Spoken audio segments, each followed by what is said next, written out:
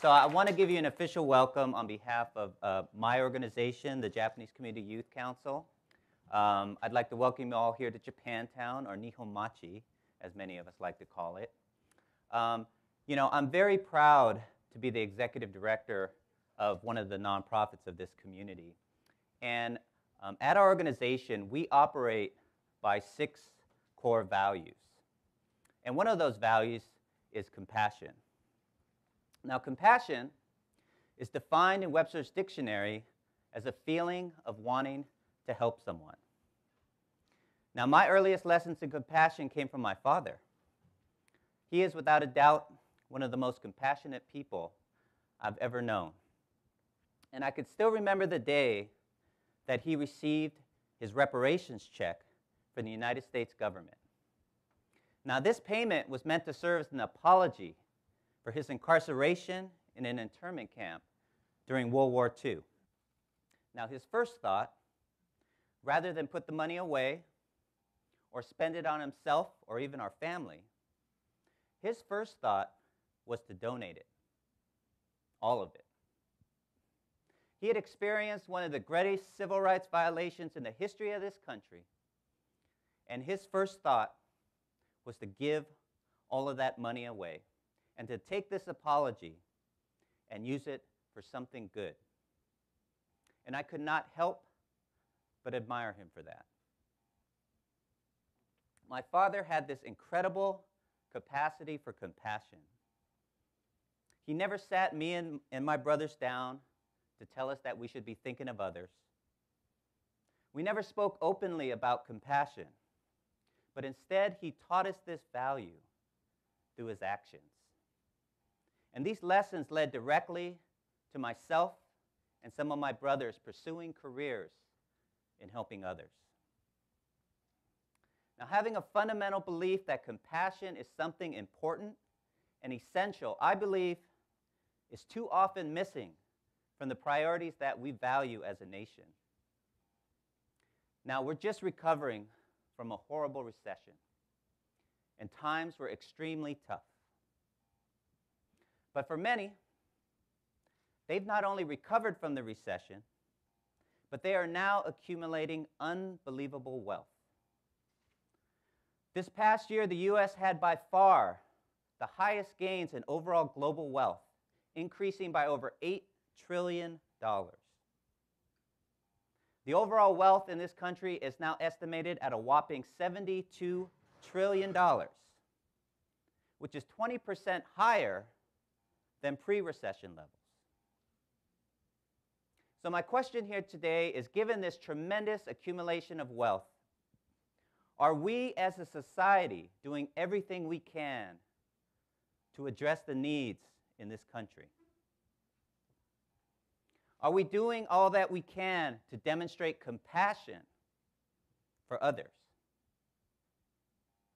Now, one of the ways that we could measure compassion is to take a look at how much we are willing to share our wealth. Now, we all know about the raging debates about taxes in this country, so I'm not going to go there. Instead, I'm going to take a look at something a little simpler, and that is how we as a society give. Now, of course, giving declined during the recession. Giving from individuals, corporations, and foundations dropped by over $50 billion. Now, what concerns me isn't that giving dropped during the tough times. What concerns me is, with all the wealth that has been gained over the past couple years, giving in this country is still almost $30 billion below pre-recession levels. So once again, my question here today is, are we doing enough? Are we doing all that we can to be a compassionate society? When you hear that the wealthy are giving away a much smaller percentage of their income than the struggling middle class, I think you'd have to say that the answer is no. Now, for corporations in this country, corporate philanthropy only represents 6% of the total giving in this country. And for the past 3 years, giving from the nation's largest businesses have basically been flat. But in 2012, corporations recorded record profits, but gave away less than 1% of those profits. So are corporations doing enough? Again, I think you'd have to say that the answer is no. Now, I did not come here today just to rage on the wealthy in corporate America, but I do think it is time that they get called out. I think it's time for us to have a conversation in this country about compassion and about sharing some of our wealth. Because the U.S. can now boast the highest income inequality of any developed country in the world. We're number one. And corporations continue to make money. Over 70% of corporations recorded beating their income projections just this past quarter. So what are we going to do about it? I believe it starts by reframing the paradigm of the 1%. Rather than let it represent a divisive and bitter symbol in our society, what if it were to represent something hopeful? Historically, our country has given roughly 2% of the GDP, or gross domestic product. That's how much we've given away. If we can convince those who are able to give just a little bit more and increase the overall giving in this country by just 1% of the GDP, that would be an estimated $158 billion. So is that doable? Well, let me put it to you this way. That's roughly what we as Americans spend on coffee every year. That's what we give to Starbucks. And if corporations could increase their overall share of giving by just 1%, that would be an additional $3 billion. So why should we strive to increase giving by $160 billion in this country? Because there are still so many needs that are not being met. Now, I don't have time to go into all of them, but since I'm a child and youth advocate, I'm going to just throw out a few to you. 1.6 million American children in this country are homeless every year. Over 16 million children in this country live in poverty and households that struggle to put enough food on the table. And that is just a sliver of the needs that we have in this country. We have children suffering in our own backyard, and the worst part about it is we have the resources to do something about it. Now, I know there are some who will say, well, we just got out of a recession, and we have to be cautious. But the truth of the matter is that we just got used to not giving. So what can you and I do about it? I believe the answer lies within each of us. Like my father, we can teach compassion by demonstrating it, by modeling it, through our actions.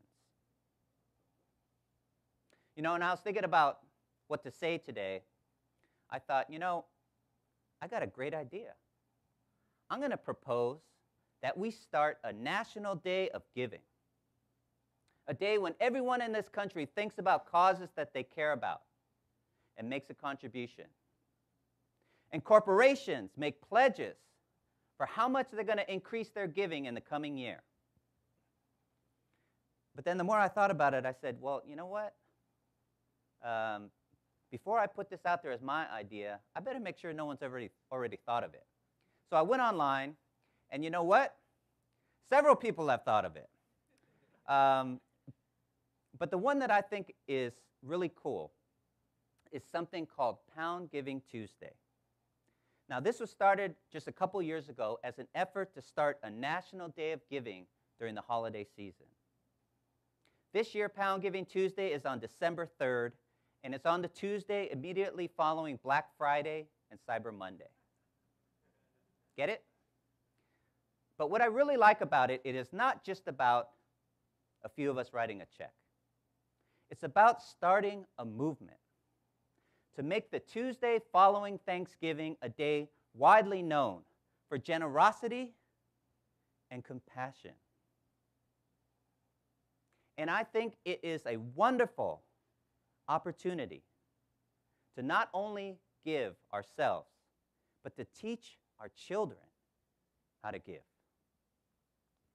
I've always believed that the light of the human spirit shines the brightest through our children. And if we could teach them the value of giving and the true meaning of compassion, then I have no doubt that they will one day grow to be far wiser and generous than we are today. Now, will Pound Giving Tuesday encourage the 1% to give more? Will it get corporate America to share more of their profits? I don't know. But what I do know is that every movement starts with the act of a few. And the one thing that I truly believe is that the act of a few can not only make a difference, it can make all the difference. So that I hope you will join me in this movement and maybe, just maybe, spread a little compassion across this country. Thank you very much, everyone.